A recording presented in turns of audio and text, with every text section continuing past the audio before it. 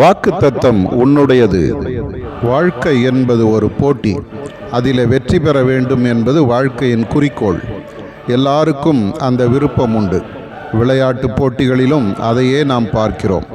பலர் விளையாடினாலும் வெற்றி பெறுவது ஒருவர் அல்லது ஒரு குழுவாக இருக்கும். அதுபோலத்தான் கிறிஸ்தவ வாழ்க்கையும். அநேகர் தங்களுடைய கிறிஸ்தவ வாழ்க்கையை ஆரம்பிக்கிறார்கள். ஆனால் எல்லாரும் அந்த கிறிஸ்தவ வாழ்க்கையை சரியாக முடிக்கிறார்களா என்றால் இல்லை. அநேகர் தோற்று போகிறார்கள். ஆனால் எனக்கு ஒரு ஆசை உண்டு. என் பிள்ளைகள் அவர்களுக்கு நான் வைத்திருக்கிற பரலோக ராஜ்யத்திற்கு வர வேண்டும். அவர்கள் என்னுடைய பிள்ளைகளாக இருக்க வேண்டும். நான் அவர்கள் தேவனாக இருக்க வேண்டும். இன்றைக்கு அந்த வாஞ்சையோடு நான் உன்னை பார்க்கிறேன். நீ என்னிடத்தில் வருவாயா? உன்னை என்னுடைய கரத்தில் அர்ப்பணிப்பாயா?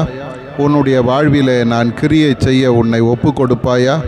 நான் உன்னை பலப்படுத்தினால் நீ நிச்சயம் வெற்றி பெறுவாய்.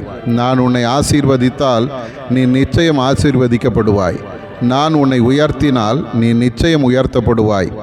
ஒருவராலும் தடுக்க முடியாது. ஆகவே இன்றைக்கு உன்னை எனக்கு முழுமையாக அர்ப்பணித்து நான் தரும் நன்மைகளை நீ பெற்று வாழ உன்னை அன்புடன் அழைக்கிறேன்.